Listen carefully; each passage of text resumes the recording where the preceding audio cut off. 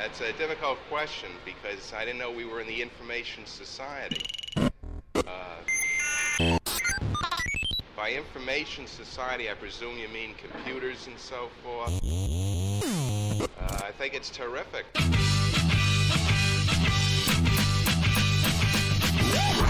Who is like unto God?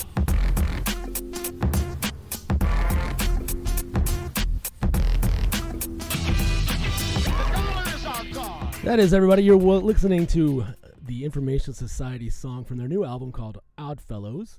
And you are on Zaldor's World, and I'd like to welcome to Zaldor's World Kurt Harland from Information Society, lead singer, one of the founding members. How are you doing tonight? Thank you for coming on the show. I'm doing reasonably well. Good. Glad to hear it. Glad to hear it. So it's been almost over 40 years. Do you think you'd be doing this 40 years later?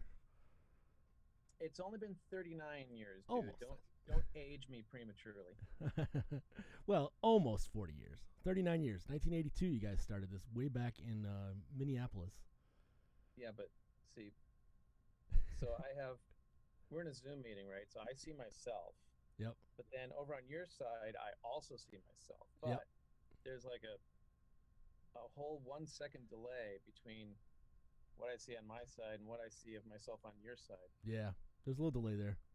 So I'll probably just be distracted by that. Just look at yourself, or just look. There you go.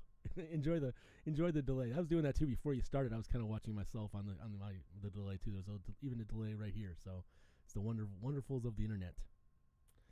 The band right now is made up of yourself, Paul, and James, and Zeke, who started with the band a few years ago as an official member. I had the pleasure of talking to Paul about 7 years ago on my show. It was good to talk to him back then about the Hello World album that came out back in 2014. Very cool guy. And how did you guys get together a long time ago, back in '82? We all went to high school together. Yeah. In Minneapolis. And just decided to start a band. Similarly minded geeks. Right. Definitely. Paul was in. Well, see, Paul and I came from different worlds, right? It was hard for us to connect because he was in band, but I was in choir. See, and that's like Montagues and Capulets. So you guys? Well, obviously you were in choir, so you sang. So that's obviously why you're the lead singer, of course. Paul doesn't do much singing. Nobody wanted to be the lead singer, but I was the only one who could credibly be said to have any ability to do it at all. The album comes out on next Friday, August 6th. OddFellows is the new album. It's the first album that's being released in full THX spatial audio. That is a cool concept. It's mostly used by video games and such. What made you guys decide to use it on this album? Well, our manager is one of the muckety-mucks at THX. Ah, that helps. So we had access. So we thought, why not? We have the expertise. We have the connection to the company so we can do it right and describe it correctly. So that's just an experimental little thing we thought we would do. It's not meant to make a night and day difference. Like, oh my God, this sounds completely different. But just to take use of the kind of surroundy spatializing that you can do a little bit of in headphones. Right. And it makes it sound like you're right in front of me singing right at me, just right in my face, right? I don't know that it's that dramatic. It's more like just a little bit of extra 3D-ishness around your head. I haven't listened to it that way. I've listened to the album with the normal way, but not the spatial audio. So I need to get a copy of that when it comes out. So. I actually prefer the spatial audio mixes because they're mastered differently, so there's more dynamic range. The difference between the loud parts and the quiet parts is larger. Things tend to stay the same volume they're at with compression. Right. If you get to a quiet part in the song, that quiet part is raised up, so it's the same volume as the loud part. Right. Which is how kids today like their music, I guess. But I don't, so I really like the spatial mixes better.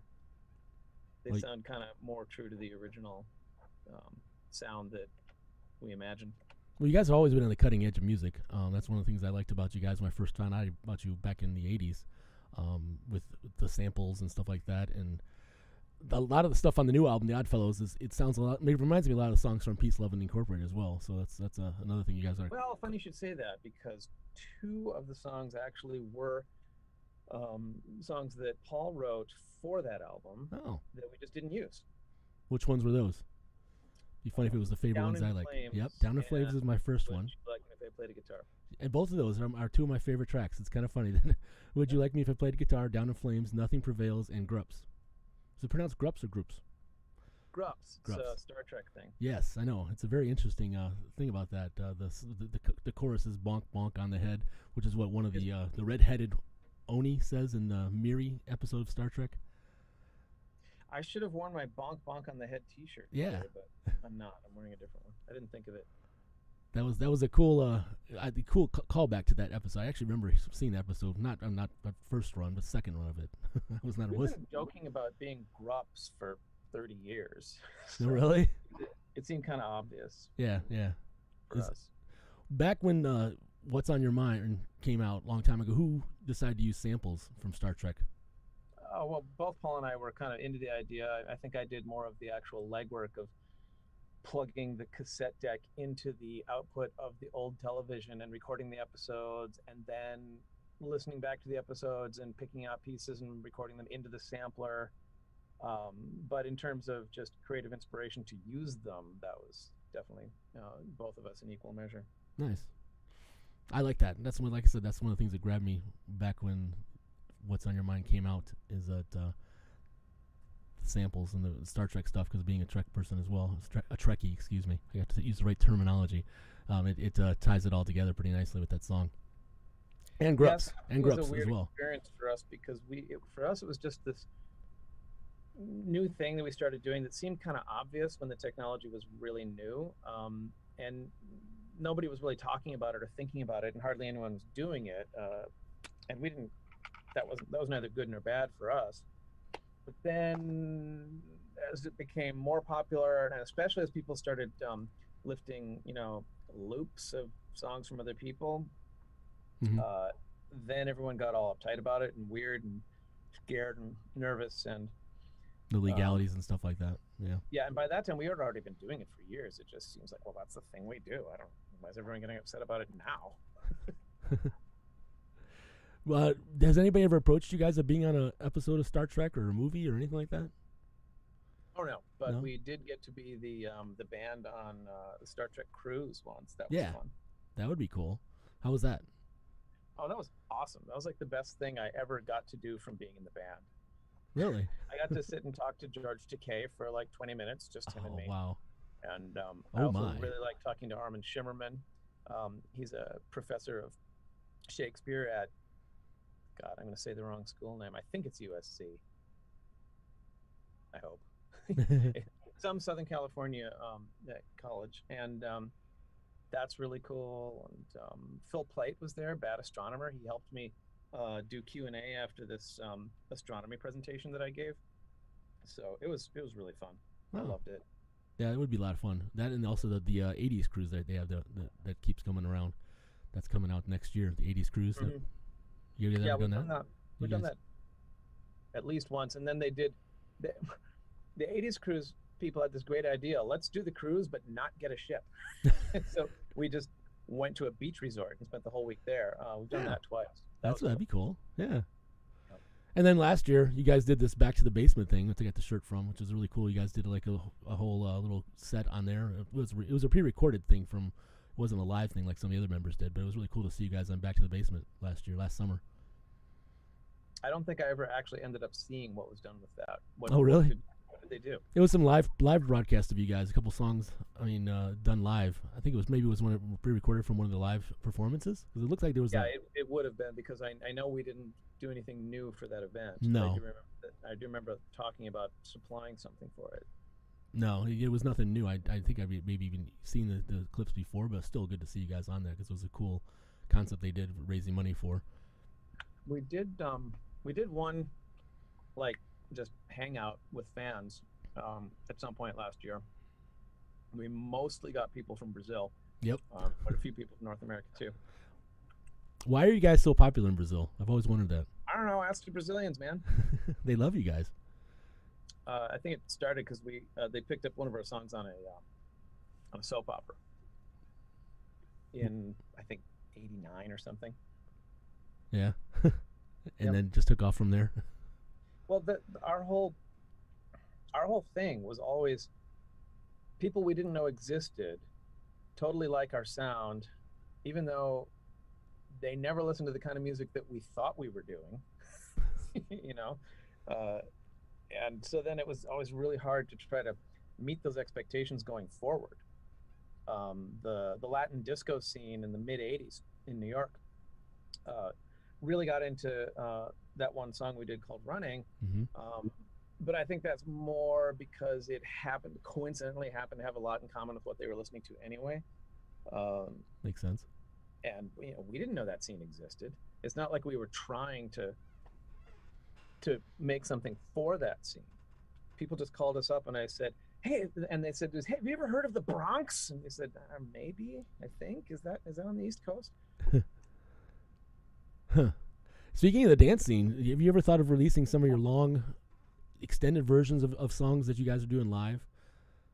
The more dancier ones, the live ones. Recordings? Yeah, either the live ones or recording the ones that are long. Like I'm trying to think of some of the ones from Land of the Blind, or even a long version of Peace and Love Incorporated.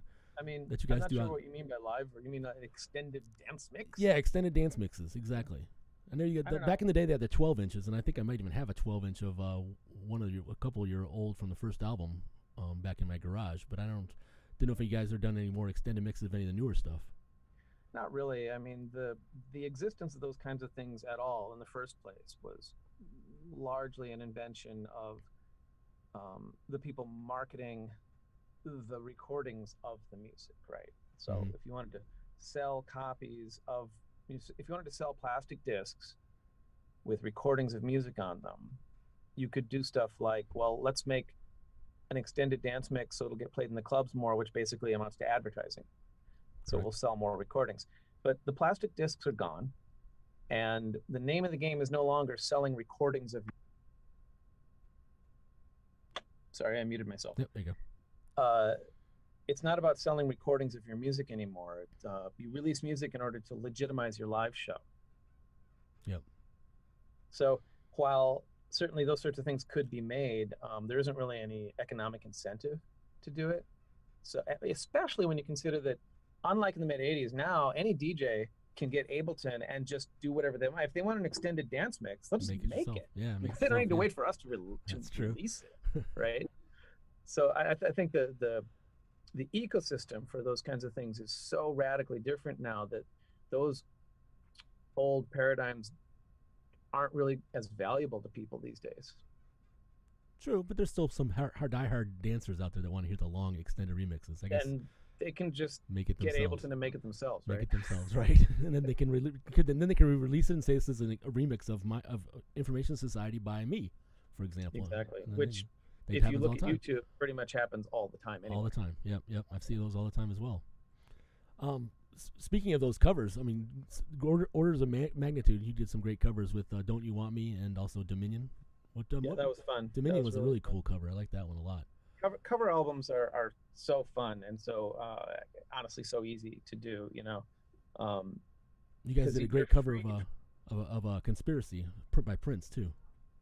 Controversy by Prince. Yeah, that was a long time ago. I did that on my own with Cleopatra Records in the mid 90s, I think. But cover albums are really fun and easy because you're freed from having to justify or explain the actual songwriting itself. You can just say, hey, here's this song. We don't have to explain it. We don't have to make excuses for it. You all know it. There it is. Yeah. And you just pick songs that you've liked for decades and have fun doing them. You can make it your version, or you can make it exactly the same if you want. I don't quite understand why people would want to make it exactly the same.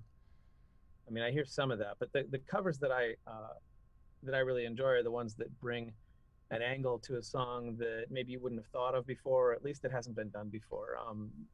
Hopefully something that's kind of interesting, like here's an X version of song Y. Like, oh wow, I never thought that would work. We were just looking at some more heavy metal versions of What's on Your Mind, because there's a number of them. Yeah, so I saw the one you guys posted on your Facebook page. It was really good. And then somebody else posted one also that I didn't get a chance to check that one out yet. But Yeah, the second one is a Brazilian band called Silent Cell that I actually did a show with once, and I really liked their version. It was fun. I mean, I'm not really into heavy metal all that much, so it was just kind of a novelty for me. But I really liked what they did with it. Yeah, it's nice to hear a different take on like a country version of What's on Your Mind. Maybe might come around somehow. Yeah, yeah. Except that people who would make and listen to country music probably never heard the original, right? So Probably not right. much value there. Probably right. Since you are from Minneapolis, did you ever get a chance to meet Prince at all? No, I mean, a lot of people I know did and worked with him and stuff, but I never did. None of No. us. We never got near him. The closest I got was a really close friend of mine, my girlfriend at the time, back in the early '90s, worked on one of the films that was made with Prince. That's as close as you got. Like a couple. Well, actually, we got closer than that. I guess. Okay, we played a show in '92, I think, at the club that I think at the time he still owned, called Glam Slam. Hmm. And somebody told us that he was in the audience. I don't know if that's true or not.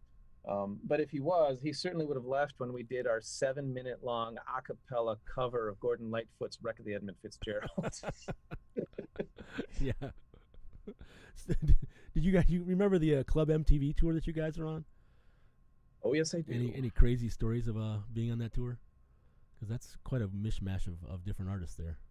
Yeah, not so much stories as just observations. For that, yeah. One thing that was really funny in hindsight is at the beginning of the tour, Paula Abdul was on it. And there was this event we did in LA right at the beginning, which was sort of a press kickoff event. Mm-hmm. And all the bands who were going to be on the tour were there, including Paula Abdul and all her handlers. And somebody told her to go and get pictures with everybody, to raise her profile. So you got Paula Abdul coming up to me, of all people, and trying to get a picture of herself taken with me, to like raise her profile. Yeah.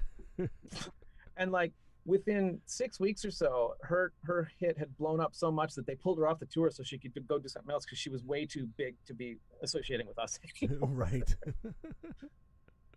Right. Did you guys run the tour when the band Times 2 was on that tour? Do you remember that band? We only did it once. We only I did it don't once. think they were there for ours. With the one we did, I think it was the first one, unless I just wasn't aware of a previous one. It was us and Tone Loc and Was Not Was, Lisa, Paula Abdul at first, Yeah. Milli Vanilli, and that's all I can remember. That might have been all of them. Obviously you met Robin Fab from Milli Vanilli. Did you know back Yeah, then I that did. they were lip syncing back then? What'd you say? Did you know back then that they weren't actually the people who were singing on the albums? Well, everybody knew that. I mean, that whole controversy was so fictional. Yeah. What they did was not unique. I think the only thing that got them in trouble is a combination of they were for a while they were really, really riding on that huge hit, right? So they had a lot of attention focused on them, and B, they kept saying that they had sung in the studio when they hadn't, which was a big mistake because who cares? Nobody cares. If you just say, "Oh no, there was some hired vocalist. We're the ones who perform on stage," everyone would have just said, "Oh, okay, that makes sense. Fine, go ahead, carry on." Yeah, that's probably what happens nowadays, though. I mean, a lot of that happens nowadays. Well, it was really common then. You'd get a whole team of people in different departments, right? Like you'd have producers who only work in the studio, and then you have live musicians who only play live on stage, and you have stage performer vocalists who would only sing on stage, and you have studio vocalists who would only come into the studio to sing the vocals, and that wasn't unusual, nor was it considered to be any kind of scandal or problem. I think the only thing that was different about that is that that was probably one of the first times that people in general started to become aware that was how things worked for certain kinds of music. And as I said, the fact that for some reason they foolishly tried to say that wasn't how they did it. Right. Yeah. They tried to say it wasn't. It was them. Actually, they said they were. Yeah. It was interesting back then. I remember that. So, is there something that you would like to have Information Society do in the future? Collaborate with anybody that you never collaborated before? Would you like to maybe go into space like Bezos and Virgin Galactic did just recently? I don't need to do that. Besides, you're in the ionosphere, dude. You're not in space. True. They didn't even make an orbit. I don't fucking care. Yeah, they weren't even over. The one from Tuesday with Bezos was just a 5-minute ride, pretty much, like a. They can call me when they, drop a probe down into the atmosphere of Neptune and return with it. Then I'll be impressed. There you go. But is there any collaborations you want to do with an artist that you've never done before? I don't know, man. I got to perform on stage with Jerry from Devo already. That's pretty much it. I don't know where I can go from there. Maybe Gary Newman or something. Gary Newman's a nice guy. You met him? Oh no, I wish. I so wish. I came close a couple times, but I always thought, I don't want to go stand around with people and bother the artist after he's done a show. I'm just gonna go home. Yeah. No, he's a really cool guy. I got to meet him a few years ago. But the Devo thing was the peak for me. I wish I could take a recording of that and send it back to myself at age 17 and just say, hang in there, man. It gets better. Check this out. And I would have thought, oh my God, it's the best thing ever. That's a good I freeze just lost frame. your video. There you go. Yeah, Devo is cool. And it's what did you guys do the cover with? Did you do one song with them or a couple songs? Did I lose you? Okay.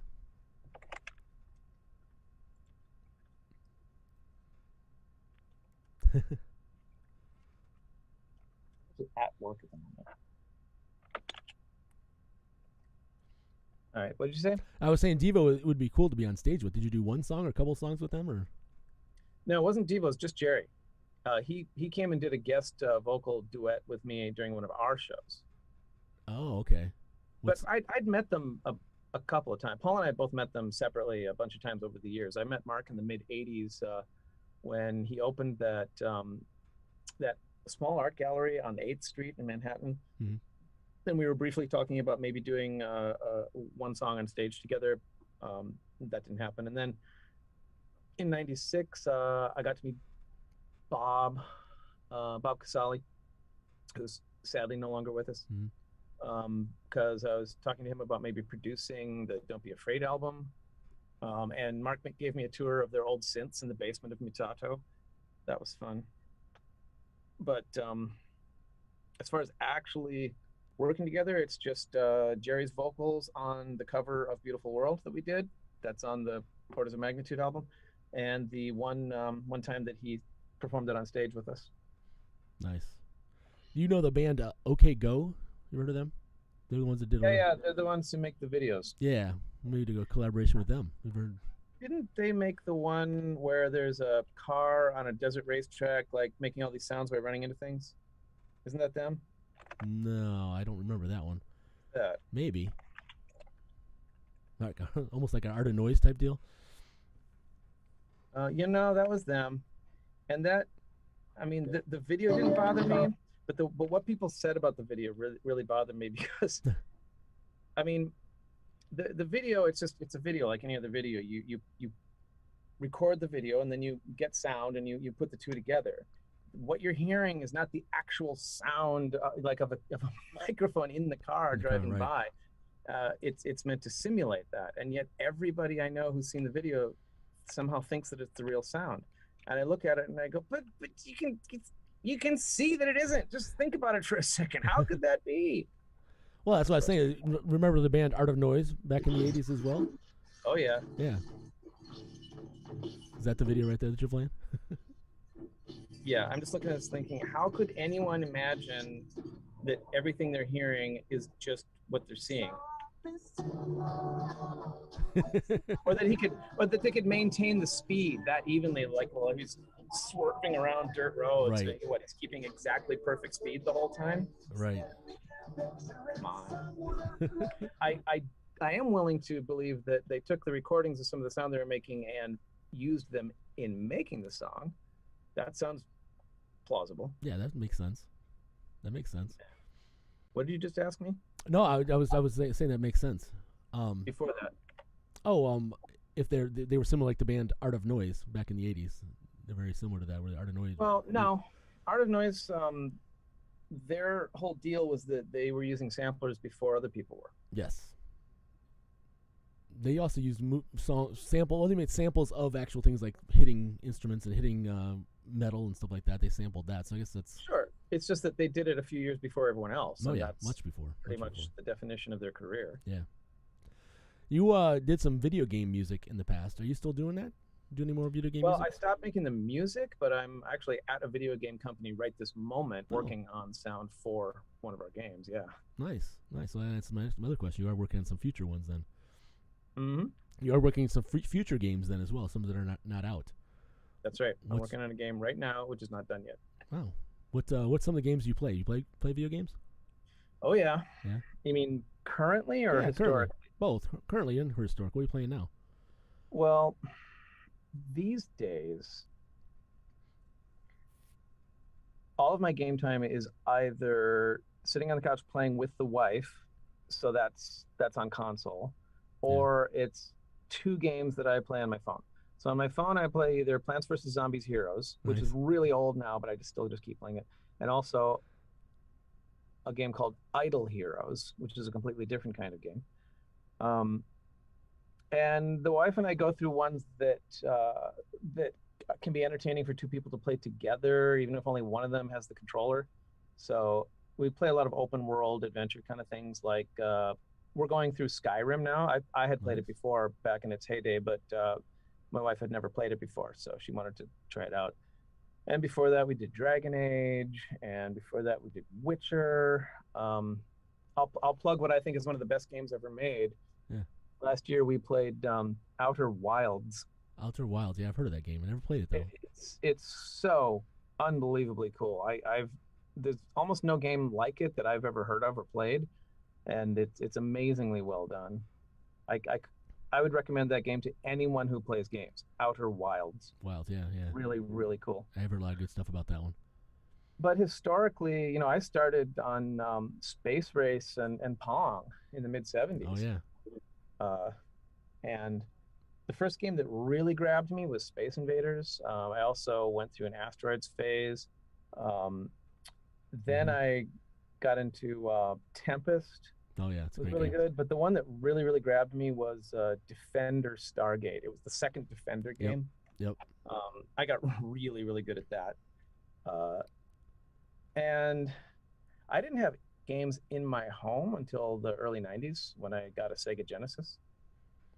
You're talking about open world games. You ever played No Man's Sky? Nope. No? I'm aware of it. But Yeah. no, I haven't done that one. That's one that's open world, but it's kind of like you build your own kind of planet, almost situation, and it's came a long way the last few years. To what extent is it multiplayer? They just recently added multiplayers, so that you can. I was playing about a month ago, and some guy was talking to me on the voice chat, and he was on Xbox and I was on PlayStation, so it's even cross-platform. So who published that? That was Oh Hello. my God, Paul Weir. Paul Weir was one of the composers. That's right. That's why I've heard of this one. Paul Weir was one of the composers from No Man's Sky. Paul Weir and I have worked together on games before. Paul Weir is really, really cool guy that I like. He's from Liverpool. Lives in England still, I imagine. And just does really, really cool stuff with what I call ambient, randomized generative music. There's a bunch of different terms for it. I don't know how much they used it in this. That's kind of what they use it. That's the whole thing of the whole concept of the whole game. It's all randomized. Yeah. Paul Weir and I were working on together using a system that I was working on with my programmer at a previous game company about 14 years ago. He was one of my composers that I hired. Huh. So who published this? Hello Games. Okay. So they're their own publisher. Yeah. It makes sense that they're in Guildford. Yeah, they're in England as well. Yeah. Yeah. Yep. Cool. I should check it out. Yeah, definitely. Do you ever mess with Stadia at all? Any streaming video games? No, although I really appreciate that they are willing to acknowledge and use the fact that the plural of stadium is Stadia. Right. That's really the only thing I can say about Stadia is that I like the name. Are you working any kind of day job at all, or are you just doing music and That's all the what I video just games? said. I'm The video at games. my day job right this moment. Any other non-related to the video games, and not related to music at all? You're doing DoorDash or anything like that, right? No. The games thing has been my career since '94, really.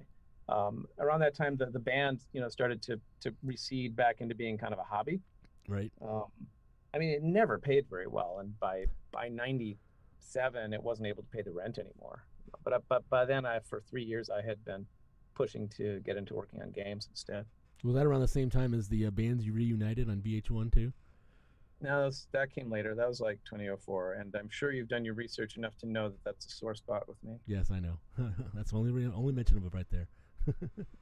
Yeah, for the short version of the story is that it sucked, and I wrote a 6,700 word rebuttal. Yes, you did. That at least a few people read to know the truth of the whole deal. Paul and I went over it quite a bit on 7 years ago. So on my other show. What? Paul and I talked about it a lot on my podcast back 7 years ago. So I already covered it all. So. Well, I'm sure he gave you a very different perspective than what I would give you, since he actually went and did the stupid thing. And I did not. Right. That's true. Now, what pissed me off is that while they were casting about for ways to try to make it interesting, they made up this fiction that I had said that I was going to come and then stiffed them. Right. They knew I wasn't coming. I told them I wasn't coming. They spent weeks trying to change my mind, and I said no. And then they broadcast this show that makes it look like I just stood them up. I mean, one could make a case for libel. it was that completely false. So let's get back and talk about the album that comes out next week. What is one of your favorite songs on the album? Well, before I rattle that off the top of my head, let me actually look at that comprehensively. I know it's got a lot of singles from the Tommy Boy days, like four singles that you guys did with Tommy Boy, which is of course your first record. On the new album? Yeah, OddFellows. No, what do you mean? It doesn't have singles. Oh, right, I see. Yes, because Tommy Boy is working with us again. Yes. Sorry, I misunderstood for a sec. Yeah, I don't know what the plans are for releasing which things as what singles or on who, but yeah, there's definitely some of that going on. Is there a couple singles? The new singles. I'm talking about the ones from Tommy Boy came out a year or two ago. Room 1904, World Enough, Bennington, and is that it? Yeah, I think we only did 3. Yeah, 3. I think Down in Flames. It's such a cool groove, Yeah, I do agree. Down in Flames.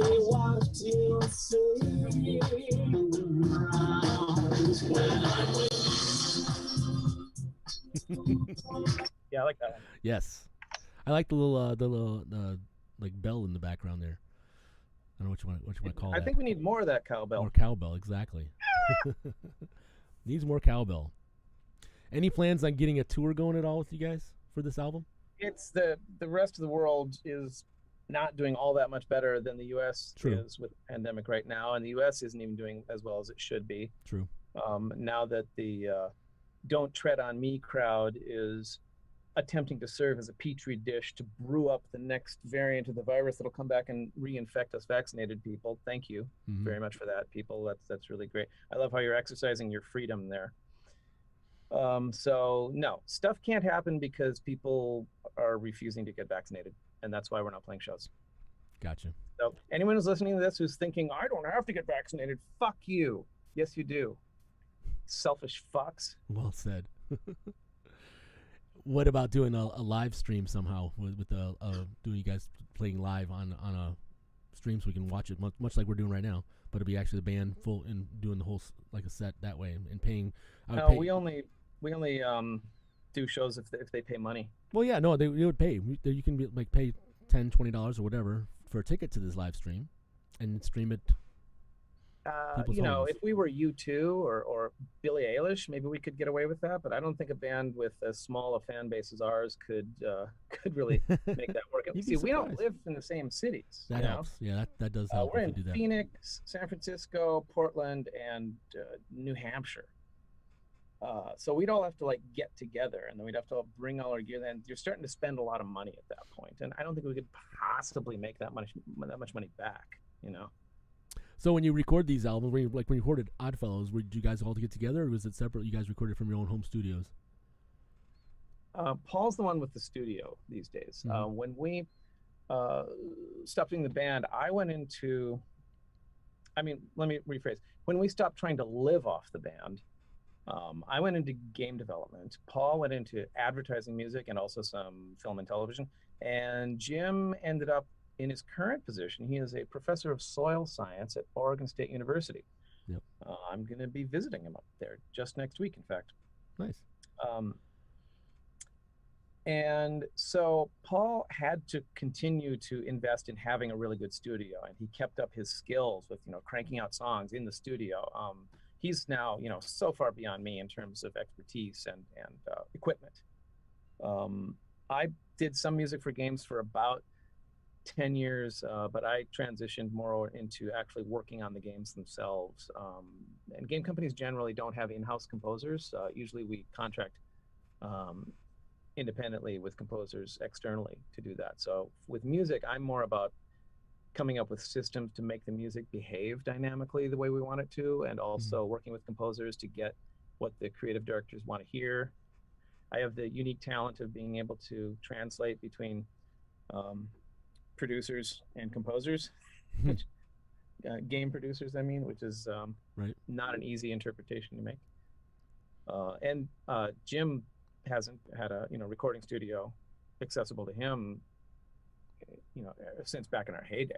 Right. So Paul's the one with the recording studio, and when we record stuff, we do it at his place. Occasionally I will send in the vocals, but on this one I mostly went to his recording studio to do the vocals just so that they would sound better. Good. And that's kind of funny that the Jim's the only one that didn't continue doing music. Like you said a long time ago, but you guys pretty much, the rest of you guys pretty much stayed around the music area. Yeah, I think that's because for Jim, doing music means playing it live. Sitting around by himself, messing with gear was never his thing.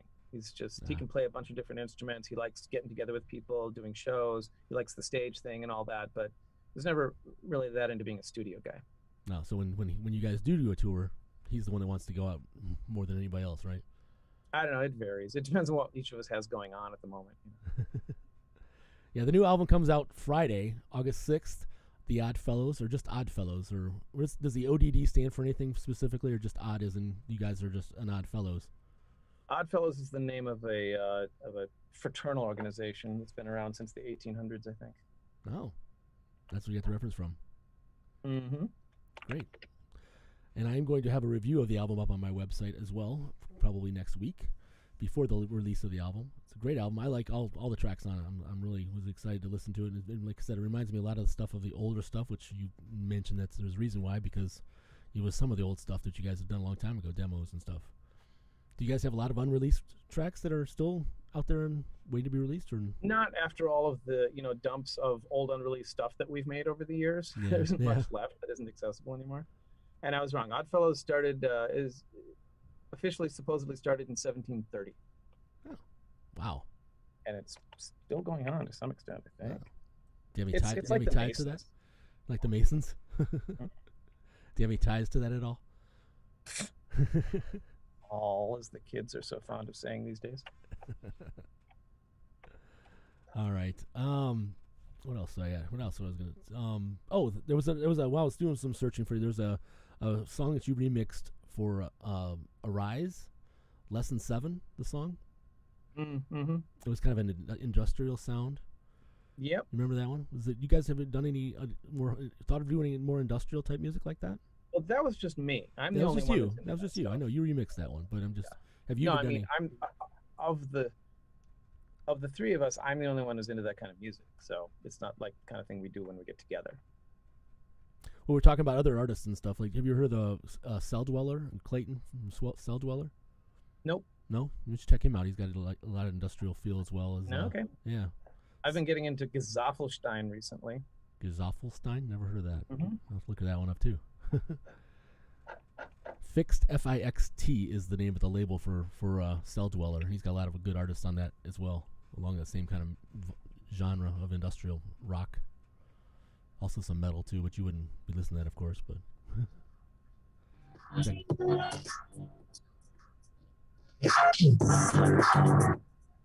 Gesaffelstein. I like nice. I have to find that one. Is there a easy to spell website for that? Nah, you just have to go to YouTube and poke around until you find it. All right, I'll find it. I'm good like that. I'll give you a link in chat. All right, there you go. That'll work. Doing interviews while we're both sitting here on our computers is very different from how it used to be. It's quite different. Isn't it? Did you? How did you? Well, probably the same way you're doing now is spend your time over the last year and a half during all this pandemic. Working, because I mean, you yeah. could I mean, the work from games home. industry surged when the pandemic hit, so there's Yeah. more work than ever for us. Yeah, definitely. How do you spell Gazofelstein? I got somebody in the chat. My is giving me a couple questions for you, so I've been kind of feeding those to you as well. So, is there gonna be a vinyl record coming out of OddFellows? The vinyl comes out a couple weeks from after. Yeah, is there? I've been told whether that's the case or not, and I don't remember. I think so. Should I ask Jason? Okay, I'll find out. I'll put that on the website. I think there is. I think I remember seeing that it was coming out. It might be a week or two after the 6th. That sounds plausible. I know that for Hello World, we actually had some cassettes printed up, Really? oddly enough, and a bunch of 7-inch vinyl too, Nice. That would have been cool to get. and some robots. Some robots. Speaking of that, Or no, that was the synthesizers. Robots was for orders of magnitude. For Hello World, we made some little 4-button synthesizers, and included those with our super expensive $240 package for buying the record. Speaking of things that you built, the Think car, way back from the album, that was on the album Think? Mm-hmm. Or Hack, excuse me, for Hack. Is that still around? It's in New Mexico now with a friend of mine. I sort of bequeathed it unto a friend of mine who's 10 years younger than me and had a lot of friends who were gearheads, and he had space to work on it because I didn't have any of those things. And then about 10 years went by and he gave it to another person. Huh. And that person has it now in New Mexico. And it's sort of very, very slowly kind of restoring it. Keeping I guess. track of it at least. That's good that you're keeping track of it. Trying to find the pictures I posted of them online. And I'm not, because I'm in the wrong folder. If I go here, on the other hand, then, and actually alphabetize them like a normal person, then there it is. Okay. I will give you a link to some pictures. Awesome. And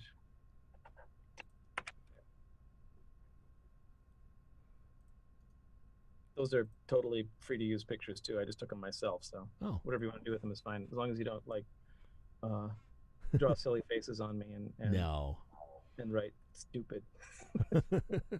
Thank you, sir. Oh yeah. You're welcome. You're welcome. I will definitely share some of those out with the website and put funny faces on your car. No, I wouldn't do that. It's been great to talk to you. I'm looking forward to hearing the results of other people that get to hear OddFellows. Indeed. And if you guys ever make it up to the Detroit area, definitely check you guys out live. I know you guys have played in Detroit way back in the day, but I never got to see you guys live. I think we only played there once or twice. Yeah. I had a friend of mine. The Club MTV Tour went to Ionia. Ionia, Michigan? Yep. Wow. Probably some farm. Something like that. I mean, we were way out in the middle of nowhere. I actually, I think they've all moved away now, but I grew up having family in Grand Haven. Really? Nice. Yeah. Not Grand Rapids. Grand Haven. Yeah, Grand Haven. On the west coast of Michigan. Yeah, I think I've driven by there, somewhere over there. Now I have family on the north coast of Wisconsin. North coast of Wisconsin? On the Lake, was that Lake Michigan, right? Yeah. Lake Superior. Lake Superior? Way up north. Superior, they said, never gives up her dead when the skies of November turn gloomy. All right, sir. Thank you very much for your time. I really enjoyed talking to you. Is there anything else that no problem. Is there anything else that you wanted to cover with anybody that we maybe didn't talk about, or anything on your mind that you wanted to talk about? Yes. What's on your mind? There we go. Viruses don't infect individuals. They infect species. An entire species is infected. when you think of it in terms of an epidemic, you aren't a person anymore. You're a single cell of an organism. Only if the organism gets vaccinated does the organism survive the disease. You don't have any individual personal rights. Get fucking vaccinated. Right. Well said. Said by Kurt Harland right here on Zaldor's World. Information Society OddFellows comes out a week from today, August 6th. A week from tomorrow, August 6th. You get it at midnight on streaming platforms all over. Do you like streaming, by the way? That's one thing we didn't talk about. Streaming stuff. Are you a fan of streaming in terms of music? I mean, yeah, it's just nowadays the you latest are. delivery platform, right? Yeah. You know, I don't think that in the 1920s people asked, "Are you a fan of wax cylinders?" Like, that's where the music is, right? Are you a fan of aluminum discs? I guess. And you're a fan of streaming, whatever. The technology isn't important, you know. As long as the music gets heard, right? And go to the shows when you guys are playing live. Yeah. InformationSociety.us is the website. Maybe someday you'll update infosos.org, or you just leave it. No, as I lost historical. that. Somebody stole it. Really? Yeah. Still got all the old stuff on there though. So No, it's got a little bit of the old stuff and a bunch of random weird advertising, and just whoever stole it isn't even using it anymore. So. Well, that sucks. You can't get it back. Nope. All right. Thanks, Kurt. Really appreciate talking to you. All right. Bye-bye, Les. All right. Have a good one. Hey, one thing. Oh, lost you. All right.